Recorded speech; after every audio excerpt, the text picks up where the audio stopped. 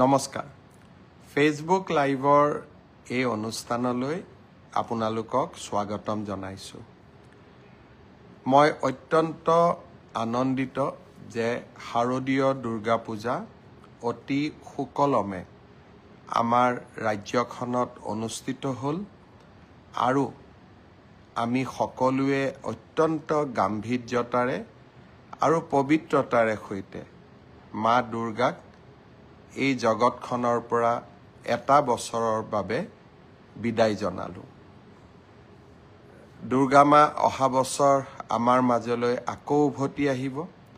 নিশ্চিতভাৱে বিদায়ৰ মুহূৰ্তত আমাক সকলোকে অযুত আশীৰ্বাদেৰে তেখেতে মায়ে আমাক শক্তিশালী কৰিলে মই পুনৰবাৰ মা দুৰ্গাক প্ৰণাম জনাইছো আৰু গাম্ভীৰ্যতাৰে এইবাৰৰ দুৰ্গা পূজা পালন কৰাৰ বাবে অসমবাসী ৰাইজক পুনৰ এবাৰ মোৰ কৃতজ্ঞতা জনাইছো যোৱাকালি আৰু আজি আমাৰ ৰাজ্যখনত মহাপুৰুষ শ্ৰীমন্ত শংকৰদেৱৰ আবিৰ্ভাৱ মহোৎসৱো অত্যন্ত গাম্ভীৰ্যতাৰে সৈতে পালন কৰা হৈছে মহাপুৰুষ গৰাকীৰ প্ৰতি আকৌ এবাৰ মোৰ সশ্ৰদ্ধ প্ৰণিপাত জনালো কেইটামান কথা আলোচনা কৰাৰ বাবে আজি মই ফেচবুক লাইভলৈকে আহিছো প্ৰথমতে মই ক'ব খুজিছো কাজিৰঙাৰ এলিভেটেড কৰিডৰ বহু দিনৰ পৰা মই ৰাইজক কৈ আহিছিলো যে প্ৰধানমন্ত্ৰী নৰেন্দ্ৰ মোদী ডাঙৰীয়াৰ উদ্যোগত কাজিৰঙাত এটা ৩২ কিলোমিটাৰৰ আমি এটা এলিভেটেড কৰিডৰ বা এখন ডাঙৰ উৰণীয়া সেতু নিৰ্মাণ কৰিম বহুতে সেই সময়ত মোক হাঁহিছিলে আৰু বহুতে এই কথাও কৈছিলে যে মুখ্যমন্ত্ৰী হিমন্ত বিশ্ব শৰ্মাই সপোন বিক্ৰী কৰিব জানে হয় মই সপোন দেখো কিন্তু সেই সপোন বাস্তৱত পৰিণত কৰিবলৈও আমি অযুত পৰিশ্ৰম কৰোঁ যোৱাকালি ভাৰত চৰকাৰৰ কেবিনেটে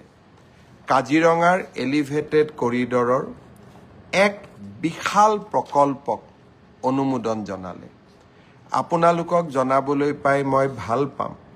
যে এই সমগ্ৰ প্ৰকল্পটো ৮৫ কিলোমিটাৰৰ দৈৰ্ঘ্যৰ হ'ব কলিয়াবৰৰ পৰা নুমলীগড়লৈ এই সমগ্ৰ ৰাস্তাচোৱা 4 লেন কৰা হ'ব অৰ্থাৎ আজি ইমান দিনে আমি দেখা পাইছিলো যে কলিয়াবৰলৈকে 4 লেনৰ কাম হৈছে নুমলীগড়ৰ পৰা যোৰহাটলৈ 4 লেনৰ কাম হৈছে কিন্তু মাজৰ কলিয়াবৰৰ পৰা নুমলীগড় ৰাস্তাচোৱা আমাৰ 2 লেন আছিলে আৰু কাজিৰঙা অভয়াৰণ্য থকা বাবে তাক আমি সম্প্ৰসাৰণ কৰিব পৰা নাছিলো এতিয়া কলিয়াবৰৰ পৰা ৮৫ কিলোমিটাৰৰ ৰাস্তা আমি 4 লেনিং কৰিম আৰু স্বাভাৱিকভাৱে কাজিৰঙা অভয়াৰণ্যৰ অঞ্চলটো যি 34.5 কিলোমিটাৰ হ'ব তাত এটা ডাঙৰ এলিভেটেড কৰিডৰ আমি নিৰ্মাণ কৰিম এই এলিভেটেড কৰিডৰ নিৰ্মাণ হোৱাৰ ফলত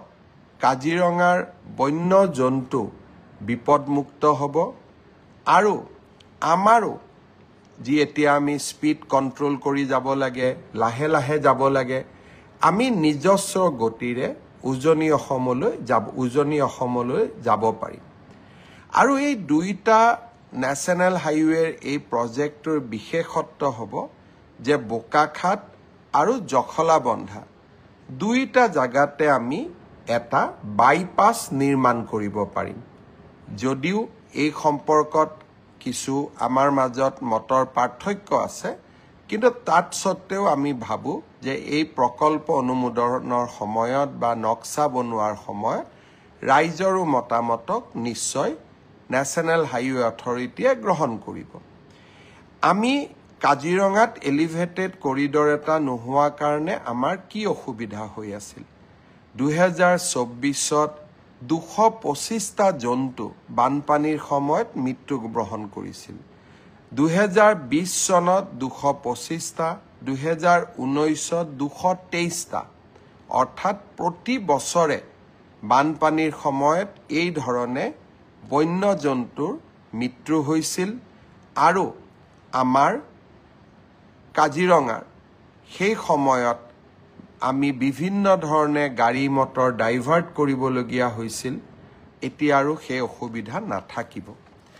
এই প্ৰকল্পৰ বাবে প্ৰধানমন্ত্ৰী নৰেন্দ্ৰ মোদী ডাঙৰীয়াই ৬,৯৫৭ কোটি টকা অনুমোদন কৰিছে মই অসমবাসী ৰাইজৰ হৈ প্ৰধানমন্ত্ৰী ডাঙৰীয়াক পুনৰ এবাৰ ধন্যবাদ জনাইছো